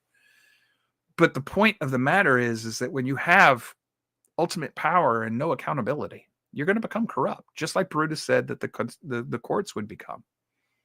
And as soon as, let's say, the legislature, you get a uniparty where both parties are one pretending to be two, and they realize that they can get everything they want through the courts, well, then all you got to do is go across the road there and go to the Supreme Court and say, hey, justices, here's the deal. And now you're in cahoots. So you pass a law, says I want national health care. This is a tax. Goes to the Supreme Court. They say, well, it's unconstitutional if that's a tax. Here, let me rewrite it. Boom. Well, they said it wasn't a tax. And he said it's unconstitutional if it's not a tax. They rewrote it, made it anyhow. The whole point of this was Obamacare is thoroughly unconstitutional by any reading of the Constitution. But since the Supreme Court is corrupt and declared it lawful, did away with parts, kept other parts, do whatever they want to do. They make law, and poof, it's law. Now it sets a precedent. Legislature has more freedom than they had before. Now they can write more laws like that. Man will always try to set himself up and become God.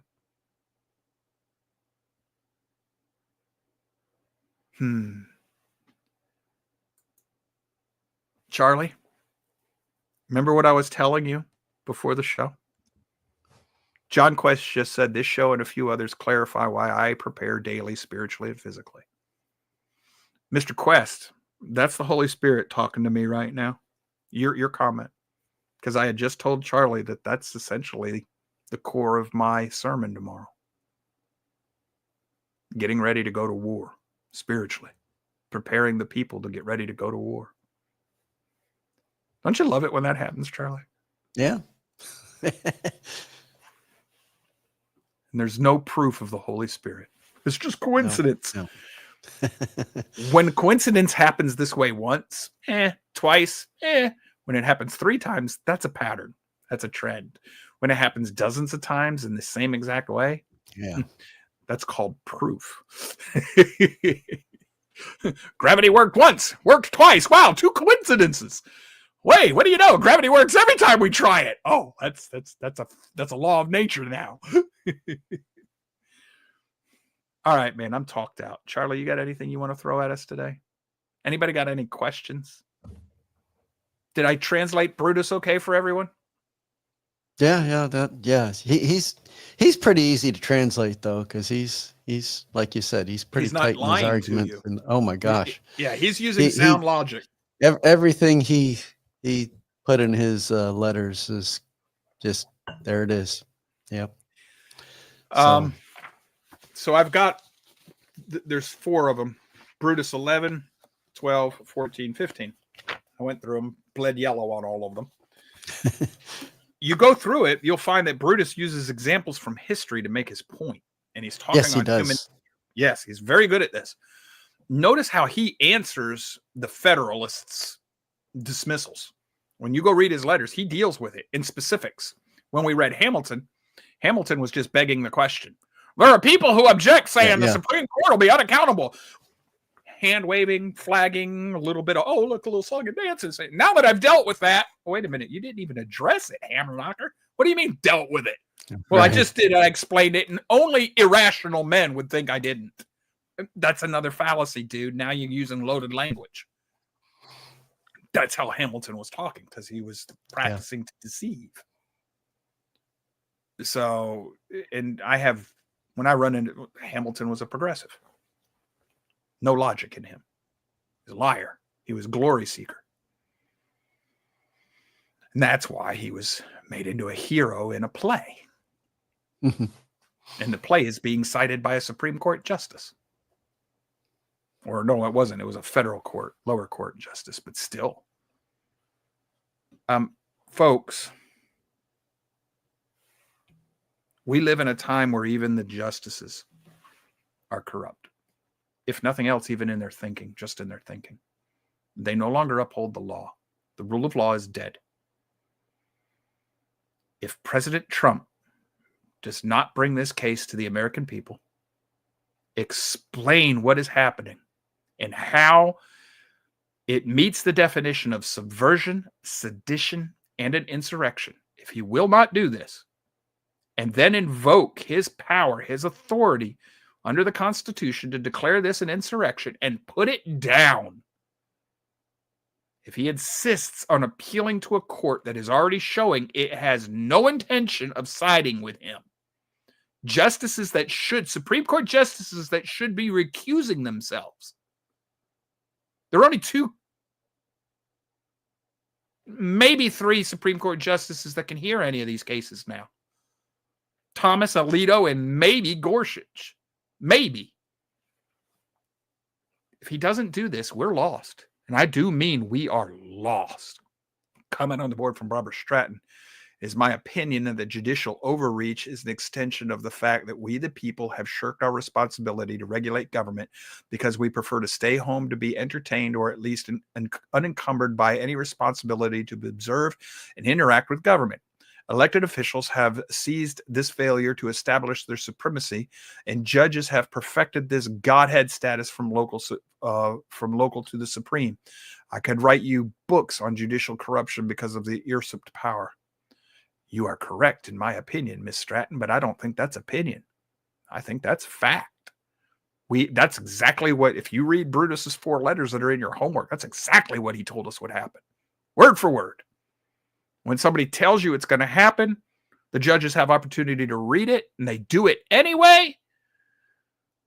Well, Brutus said there was no power of prophecy, but it sure seems like he told us the future. He just didn't know what flavor ice cream it would be. I'm concerned for this country, but I've given up on trying to save it. The nation's lost because the people are lost. The only thing I see left worthy of any effort on my part is to preach the word of Yahweh and to teach, edify, and uplift, strengthen, and prepare his people for what's coming. How many of you have been paying attention to what's going on in Europe right now, especially England? They just passed a law. If you are preaching the scriptures and you cause anybody emotional trauma of any sort, you can be imprisoned now.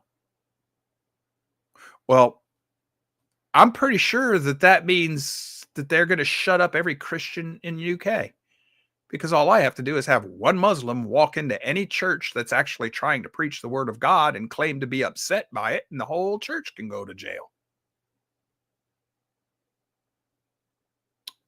The United Kingdom and parts of Europe are putting people in jail for preaching the scriptures. Islam is shutting down large portions of European nations during prayer time. There's a city being built in Texas that'll be under Sharia law. That's a violation of U.S. law. They're trying to stop it legally. You don't stop that legally. That's a usurpation of sovereignty. You shut that down with military force. That is setting up an independent nation on U.S. soil. That's an invasion. We no longer see things clearly anymore because we can't even agree on definitions.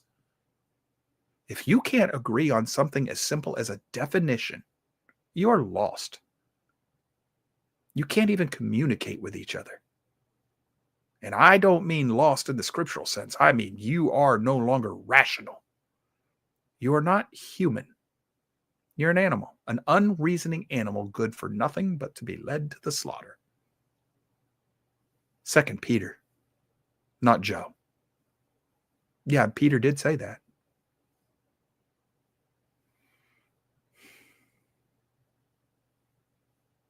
I don't know what to do, people. I just telling you right now, if you're a believer, the time is at hand to get ready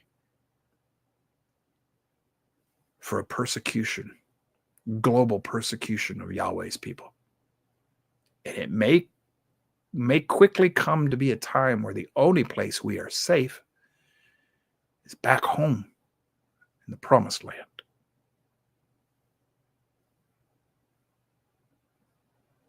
Comment from Marianne Boatwright said, wasn't there a time where going to a Christian church in China was done underground secretly? It may be in more places in the future. It's still underground in China. The Chinese will defend the Uyghurs, the Muslims, but they won't defend the Christians. There are a lot of things going on right now that are prophetic in nature, and I can't discuss them. We'll get deplatformed. There may be a show that we'll have to do here in the future that will only be on Rumble.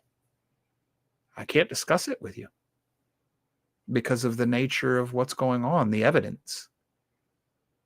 If I tell you what people groups are coming after other people groups based strictly on visual characteristics, I'll be called a racist.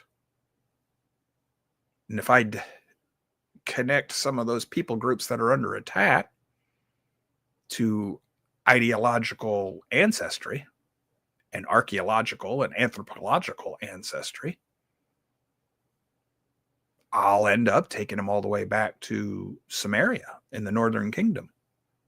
But I can't say that. It'll give them the grounds they need to silence me. That's why I'm speaking in code right now, hoping that you have ears to hear and can fill in the blanks. We're so stupid as a people.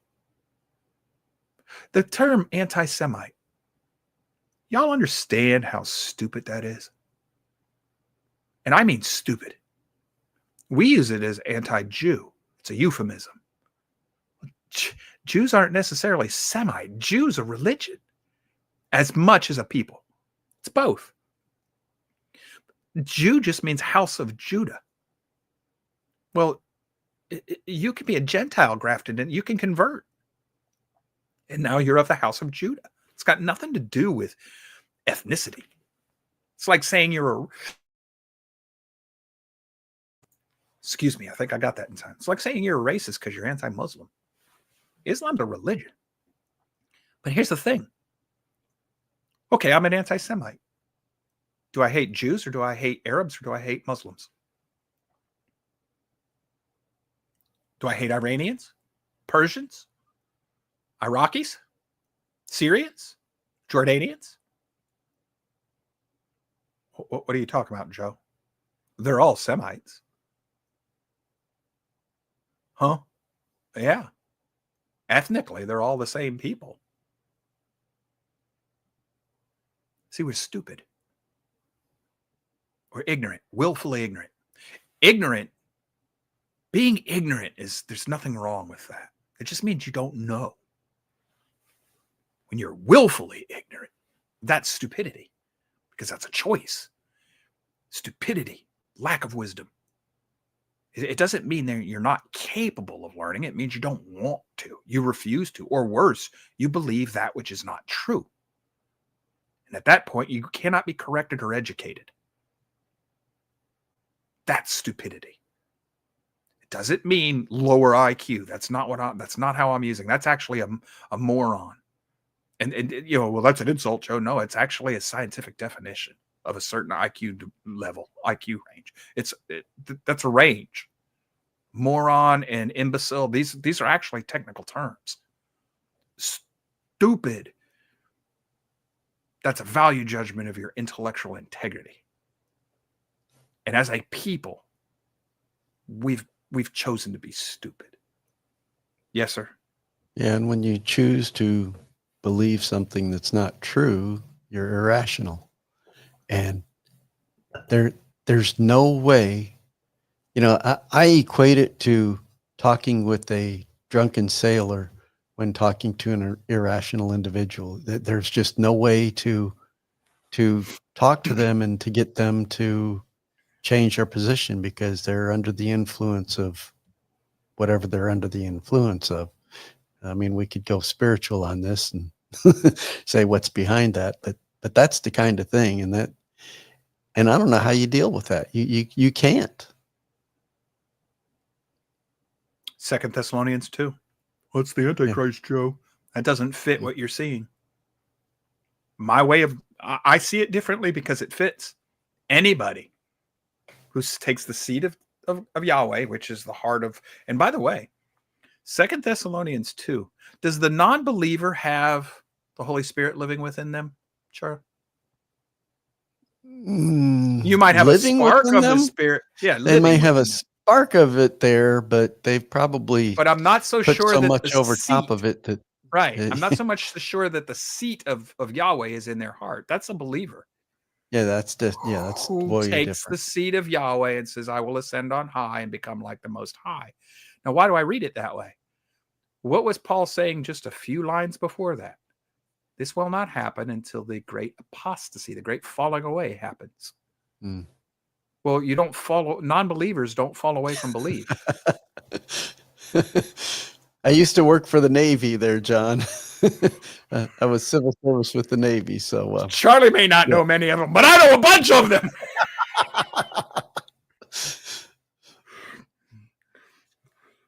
I know one that watches the show from time to time. I'm not sure if he's drunk or it's just residual damage from breathing too many mixed gases over his career.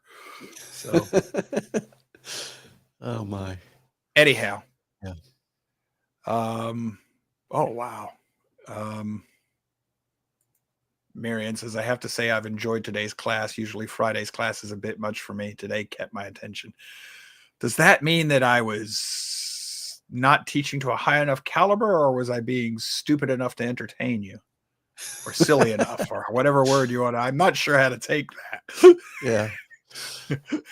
Well, Brutus is pretty easy to understand, I think, because he's there. All right. Well, we're done. Yeah. John, I retired from the Air Force, but then I was a trader and worked civil service for the Navy for over a decade. So I've had my feet in both sides there. So just Marianne says I was calmer, so I was easier to handle. Yeah. You were pretty you handled that pretty well. Yeah, I would say that. Yeah, we're proud of you for that. You know what you people are telling me right now? Y'all don't know me very well. There's a saying in the military, well, at least in the Marine Corps, when a Marine quits BI itching, there's a problem. Big problem. Yeah. Run way fast. So I don't see any reason to get all upset about it anymore, folks. I'm not the only one that's been warning the world of what's coming. I lost everything. Are you still there? Okay. Must be on my end. But I'm not the only one that's been warning the world. I've been doing it for at least 2 decades. Nobody wants to listen anymore. I think the restrainer's been removed. And it's very difficult for anybody to see the truth in anything anymore. We'll see.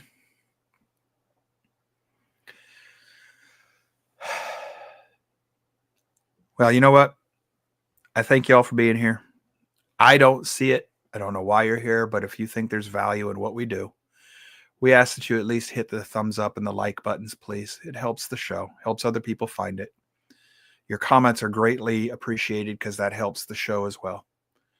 Share it with whoever you want, whoever you think might benefit or find it interesting or educational. I know that Monday, Charlie's going to be continuing his series on Mormonism. That's doing very well. If you've got Mormon friends, you should send them to Charlie's subset. I think he's got a file just for that. Ask him about it. He'll link you to it. You can watch all of his shows. It'll be a great value to any Mormon who's willing to listen. We're trying to do them a favor. So Monday, Charlie will be on. I'll be back Wednesday. Going to be talking about first fruits and a few other things. Friday next week, I don't know. I'll be here. I have no idea what I'm going to teach right now. I might share some of what I'm learning about Hamilton and what I've learned about Lincoln the last few months that I haven't shared with you. This country,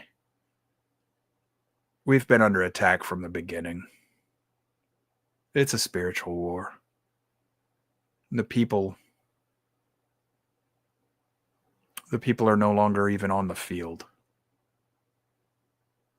We've ceded it. If you cede the battlefield to the enemy, you will lose. Doesn't make me a pessimist. It's a case of looking at what I'm seeing, what I've learned, what I know, doing the math, and having the courage to say, fire's hot, water's wet. But I still have hope. I have hope in the victor, because the victory's already won.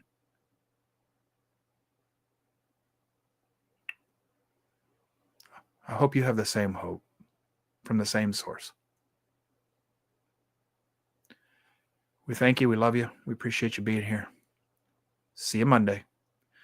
For the rest of you who, I don't know where you go, but even if it's still a Sunday church, please go to church. Seek the Creator and His Son. Get closer while you still have time. Prepare for spiritual warfare. Because if you're going to stay close to Him, the enemy's coming for you in all sorts of forms. And he's going to come for you in ways that are going to hurt and cost you the most, hoping to get you to surrender. We are finally on a hill where we have to do Gandalf this far and no further. But we got to do it right. Got to do it the way the Master says to do it. It's kind of what I'm going to be talking about in our service tomorrow. A few of you will join us. You'll know, you'll see it. To the rest of you, Shabbat Shalom. Yahweh bless. See you Monday.